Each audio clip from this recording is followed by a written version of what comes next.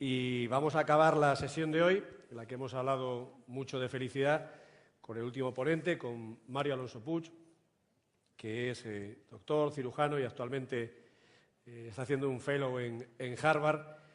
Mario, por favor, que es una persona que en muy poco tiempo se ha convertido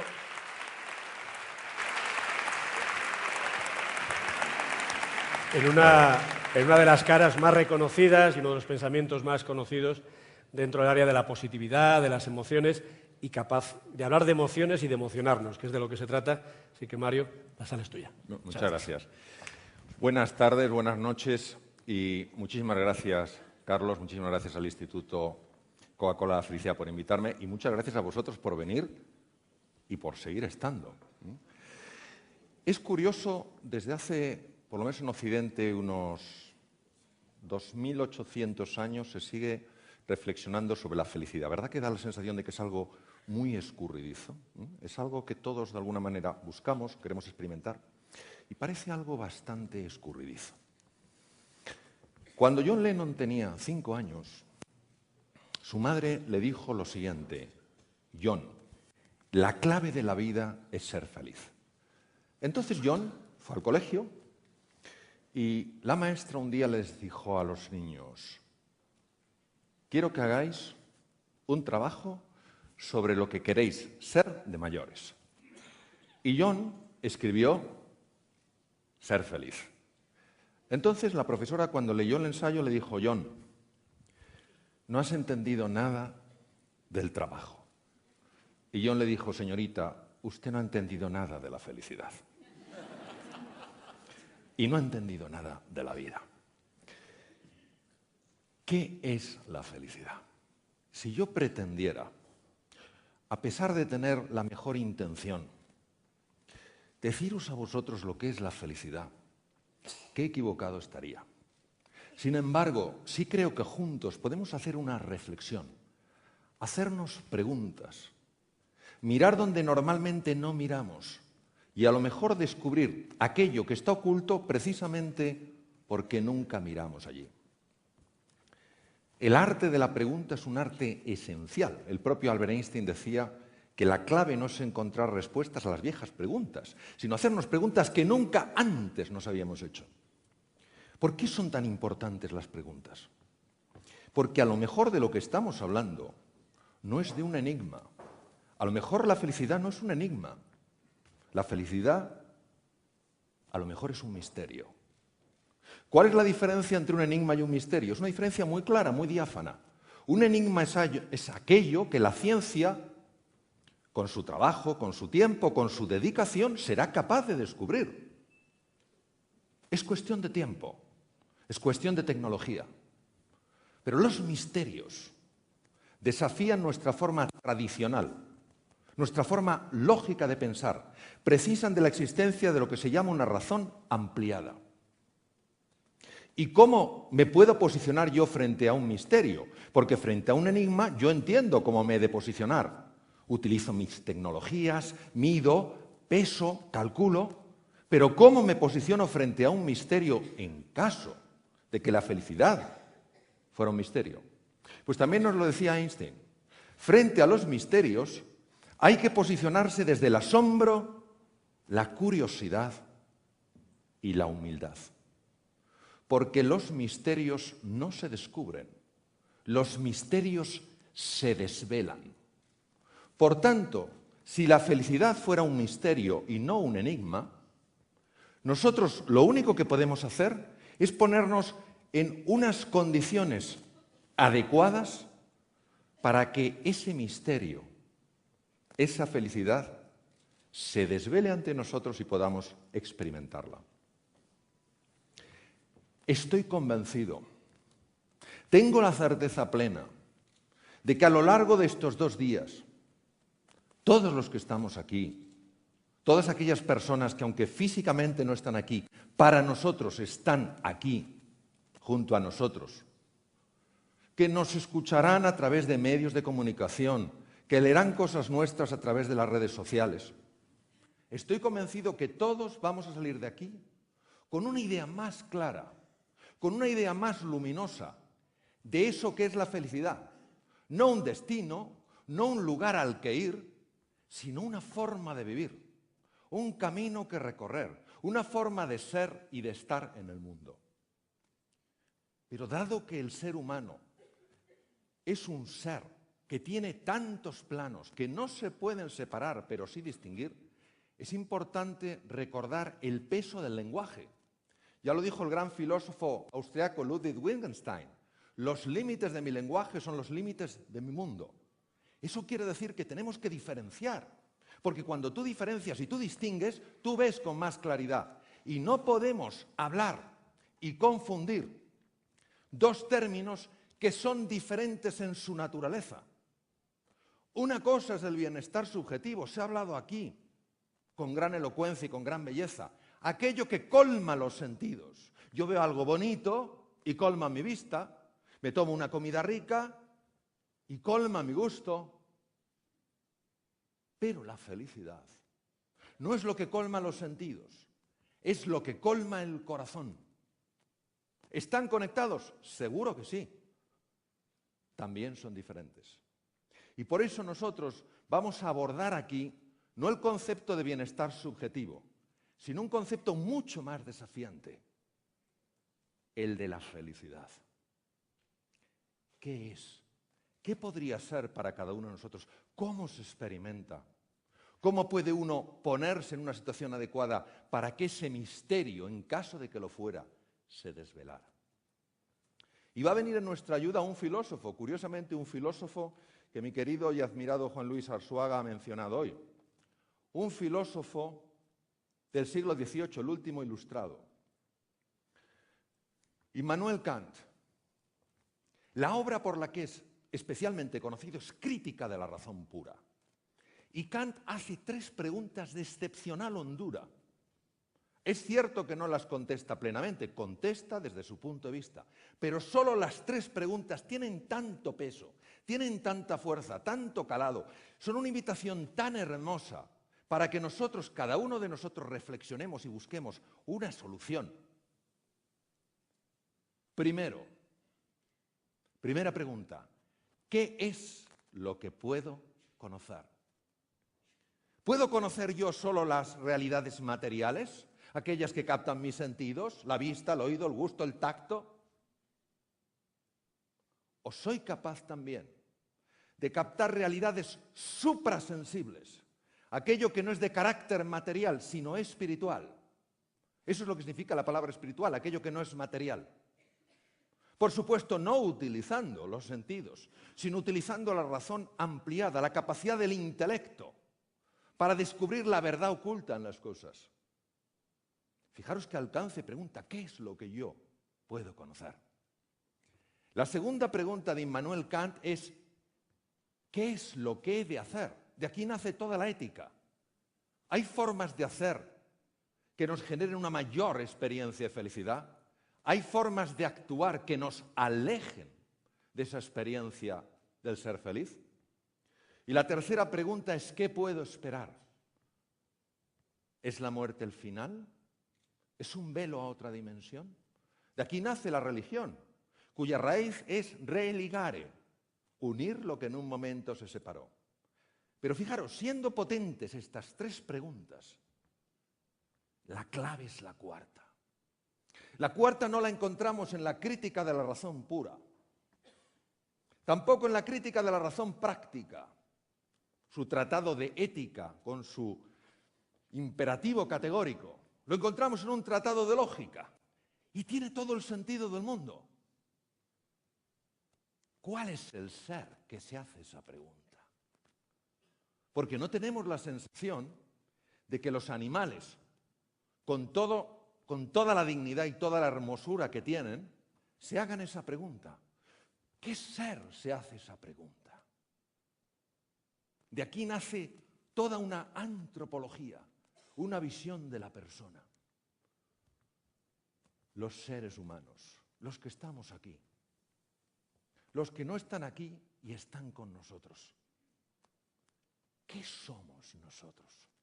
Porque si nos damos cuenta, el ser humano que desea conocer, ya no lo reflejaba Aristóteles en el siglo IV a.C., el ser humano que desea conocer Ha llegado a conocer lo más diminuto, las partículas más elementales, no ya los átomos, los electrones, los protones, los neutrones, sino hasta los quarks, los neutrinos.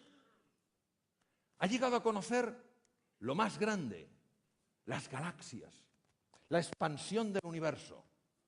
Sin embargo, pasa frente a él y no se asombra de la maravilla que es. Y el ser humano es como si se autoocultara, como si se escondiera de sí mismo, como si jugara al escondite y nos interpelara: descubre quién soy.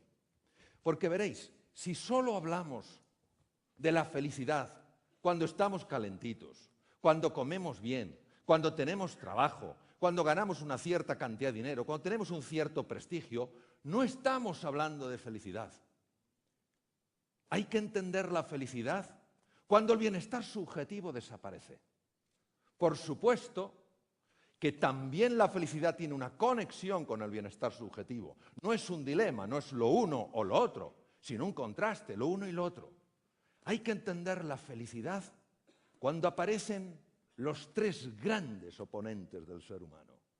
El mal, tanto el mal físico como privación de un bien necesario. La ceguera es un mal físico porque es la privación de la visión, como el mal moral, la injusticia, la violencia, el daño de esas personas que son tus hermanos, en presencia de la muerte y en presencia del sufrimiento. Por eso, la pregunta sobre la felicidad es la pregunta sobre el sentido de la vida. No la de dar un sentido a la vida, sino de preguntarse si la vida ya tiene un sentido. Y si nosotros podemos mirar al mal, podemos mirar a la muerte y podemos mirar al sufrimiento sin salir corriendo. Y si hay en el mal, y si hay en la muerte, y si hay en el sufrimiento, más que amar en la vida que temer. Y si merece la pena vivir a pesar de que la vida, muchas veces, para muchas personas, es un verdadero drama existencial. Y por eso os voy a contar una pequeña historia, porque esta sencilla historia ilustra muchísimo sobre la grandeza que el ser humano puede aflorar en presencia de estos tres grandes oponentes. Porque veréis, solo hay un antídoto para el miedo, y es el amor. El amor a un proyecto, el amor a una idea, el amor a un recuerdo. Qué maravillosas las palabras de Gabriel Marcel. Decir a alguien que le amas es decirle: tú, para mí, jamás morirás. Ese es el antídoto del miedo. Y os voy a contar una historia para que veamos que la felicidad está tan cerca y a la vez tan lejos. Había dos enfermos que habían sido ingresados en la misma habitación. Uno de ellos estaba en la cama junto a la puerta y el otro en la cama junto a la ventana. El hombre que estaba junto a la puerta no se podía mover. Su condición médica impedía que los profesionales sanitarios le levantaran. El enfermo que estaba junto a la ventana era levantado 2 veces al día y se sentaba en una silla junto a la ventana. Un día, el enfermo que no se podía mover, el que estaba junto a la puerta, le dijo a su compañero de habitación: se me hace tan duro estar aquí, encerrado en estas 4 paredes, ya no puedo más. Tú que tienes la fortuna de estar junto a la ventana, dime, ¿qué ves? Y el otro le dijo: claro que sí. Mira, desde aquí se ve un parque precioso. Está lleno de árboles. Hay un montón de pájaros. son pájaros negros, yo creo que son mirlos.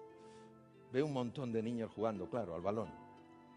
Y hay un estanque y ve unos barquitos, gente por ahí jugando, parejas de novios, en todos los parques los hay.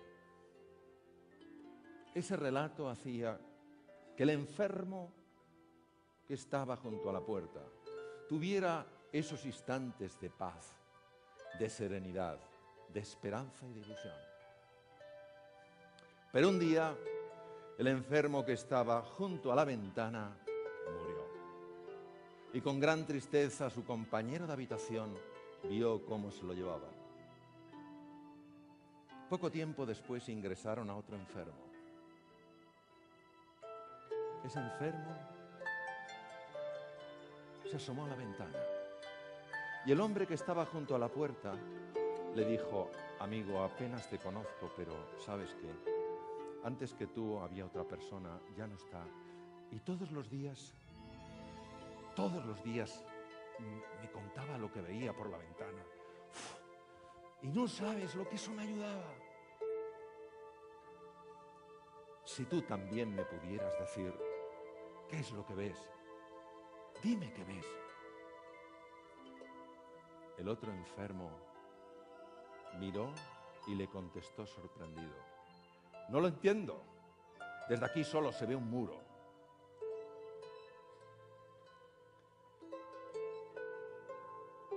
Quiero que seamos conscientes de lo que un ser humano sufriendo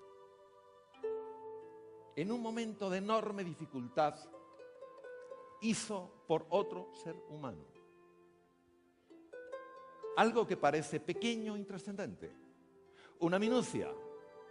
Ni siquiera el otro enfermo fue capaz de entender su valor. Pero no obstante tuvo un impacto tremendo en la vida de ese otro ser humano.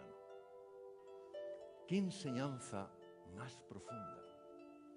A lo mejor el sentido de la vida tiene que ver con esto, con plantar estas semillas de esperanza, estas semillas de ilusión, de confianza o de consuelo. Yo sé, todos sabemos, que nuestra naturaleza biológica precisa de una emoción que es el miedo. Sin esta emoción que es el miedo no hubiéramos podido sobrevivir. Nos hace ser cautelosos, estar más alerta, pero tiene que estar en la dosis adecuada. Más allá ya no es miedo, es pánico. Y hay otra emoción que no está anclada solo a nuestra biología. Por supuesto que necesita de nuestra biología, por supuesto que necesita de nuestras neuronas, por supuesto que necesita de nuestros neurotransmisores. Pero está a otro nivel. Es el amor. El amor sencillamente como agradecimiento. Lo decías antes, Alejandra, agradecimiento por las cosas de cada día. Agradecimiento porque a lo mejor no vemos, pero seguimos teniendo imaginación. No pueden residir en el mismo corazón el miedo y el agradecimiento, el miedo y la gratitud, porque son incompatibles. Si por la mañana nos fijáramos en todas esas cosas que hay en nuestra vida y que podríamos agradecer en lugar de todo aquello que no nos gusta, experimentaríamos ausencia de miedo ante la vida. La capacidad de perdonar, fácil, claro que no. Pero un corazón resentido es un corazón lleno de ira. Y hoy sí podemos decir desde el punto de vista médico que hay una relación directa y demostrada entre los estados emocionales y la salud. Son demasiados estudios para ignorarlos. Por supuesto que hay múltiples factores. Por supuesto que la persona más positiva del mundo, la persona con más coraje, más ilusión y más apoyo, puede sucumbir ante una enfermedad agresiva. Por supuesto que a una persona no hay que forzarla a ser como ella no elige ser. Ahora, sí es importante conocer lo que la ciencia nos dice en esto. Lo que la ciencia nos muestra de la relación entre los estados emocionales asociados a la alegría y al gozo y la salud. Por ejemplo, Sabemos que cuando estamos atrapados por la ira o el miedo, se elevan en el cerebro los niveles de dos neurotransmisores, el glutamato y el cortisol. Al subir ambos, empiezan a morir neuronas. Neuronas sobre todo situadas en los hipocampos. Los hipocampos son estructuras que controlan el centro del miedo en la amígdala a través de un tracto llamado tracto amígdalo-hipocampal. Son centros capaces de reestructurar toda la memoria. Por eso el ser humano se puede reinventar constantemente. Sin embargo, cuando en nuestro interior existe alegría y existe gozo, no solo no se elevan los niveles de glutamato y cortisol, sino que se eleva un neurotransmisor radicalmente distinto, la dopamina. La dopamina, que está en el haz mesolímbico, uno de los circuitos más importantes de recompensa del cerebro, hace que sintamos gratitud, que sintamos plenitud, que sintamos alegría. Y además es una hormona clave en la confianza. Por eso el amor te ayuda a ser valiente. Vosotros y vosotras haríais por amor lo que no haríais nunca por dinero. Dentro de cada uno de vosotros y de cada vosotras hay un héroe, una heroína dormidos. Lo que pasa es que para que despierte hace falta el estímulo adecuado. Y ese estímulo solo es el amor. El amor a un sueño, a un ideal, a una persona. Además sabemos que esas personas que dedican parte del tiempo a reflexionar sobre el amor, a reflexionar sobre la compasión, y mañana tendremos la increíble fortuna de tener a Mathieu Ricard, uno de los seres humanos que más ha contribuido a que estos estudios existan. Se ha visto que se activa especialmente la zona prefrontal izquierda, justo detrás de la frente y encima de la órbita izquierda. Esta zona de las emociones positivas activa el sistema parasimpático, cuyos efectos en la salud ya veremos después. Aquí tenemos, por ejemplo, una resonancia magnética, funcional magnética, y observaréis cómo, mientras meditas una meditación sobre la compasión, conectar con el sufrimiento de otro ser humano, lo que hacía el enfermo que estaba junto a la ventana, aumenta el riego prefrontal izquierdo. Evidencia clarísima, no solo de que el cerebro está metabolizando de una manera distinta, sino de que se está reinventando, se está transformando. Los estudios con electroencefalografía han demostrado que cuando una persona está embargada por la alegría, por el gozo, por la compasión, ese ritmo trepidante llamado el alto beta, es el ritmo del Homo faber, el ser humano que solo hace, que no para de hacer, en las prisas, ese ritmo se enlentece. E incluso con ojos abiertos, empiezas a entrar en un ritmo alfa que es sumamente beneficioso para la salud y además muy vista su conexión con la creatividad.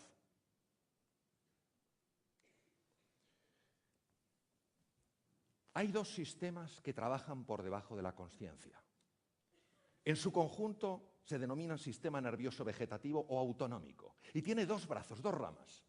El sistema nervioso simpático y el sistema nervioso parasimpático. Nunca actúan de manera aislada, siempre actúan intentando equilibrarse. Cuando el sistema que predomina es el sistema nervioso simpático, es cuando nosotros nos vemos en situaciones donde tenemos que sacar un montón de energía porque hay un peligro o porque hay un desafío importante. Cuando se activa fundamentalmente el sistema nervioso parasimpático, es momento de recuperación. El ideal sería que activáramos solo el sistema nervioso simpático cuando tenemos que estar en alerta o en alarma, porque gasta mucha energía y deteriora mucho la salud tenerlo de forma sostenida activado. Sin embargo, sabemos que cuando somos presas de la ira, del resentimiento, de ese nihilismo, de esa falta de sentido en la vida, de este pensar que solo somos, no sé, materia,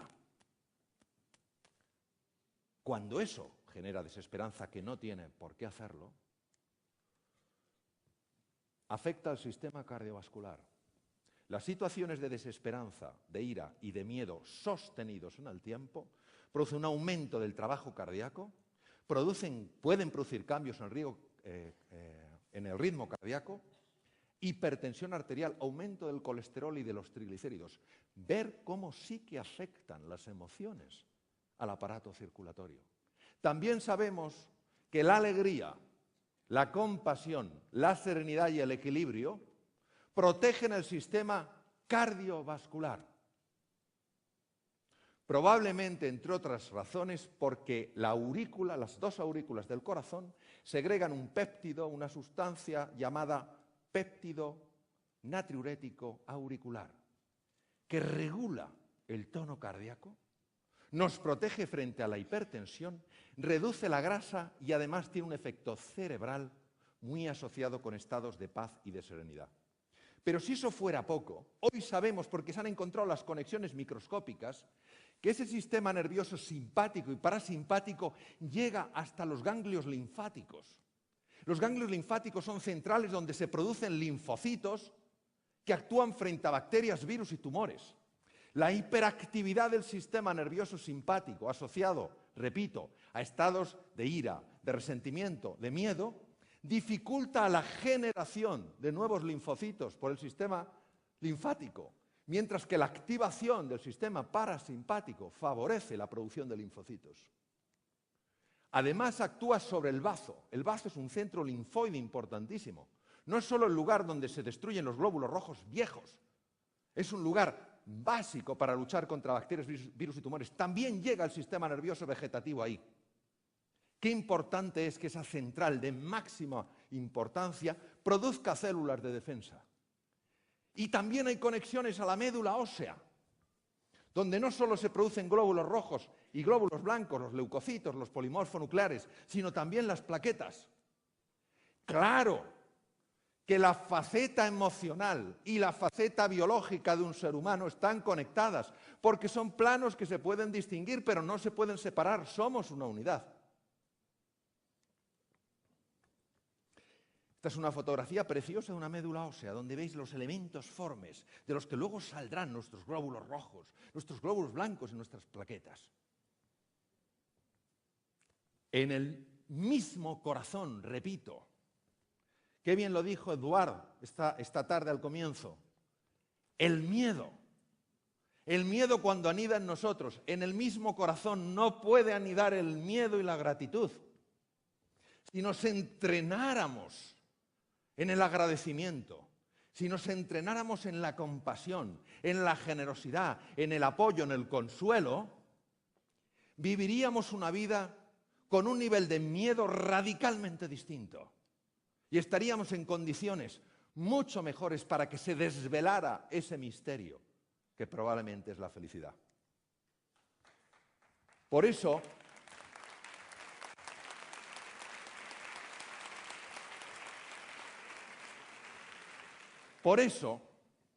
al final, Jean-Paul Sartre, existencialista francés, premio Nobel, ya hemos escuchado un comentario dentro de muchos comentarios que él hizo y que no le merecieron gran afecto, no porque potenciara la individualidad, sino el individualismo. Con ese, el infierno son los demás. Pues a ver si a lo mejor en la vida no hay amigos ni enemigos, sino simplemente maestros. El gran Confucio, 25 siglos atrás, en China, decía: si ves a un hombre bueno, imítale. Si ves a un hombre malo, examínate a ti mismo. Por eso, y con esto termino, para mí, el sentido de la vida, la base de la felicidad, es plantar semillas de esperanza, de ilusión, de confianza, de entusiasmo, de inspiración, aunque a lo mejor yo no las vea florecer. Y aceptando que en esas semillas existirá la imperfección de eso que tengo de barro, pero también existirá la perfección y la belleza de eso que tengo de Dios. Gracias.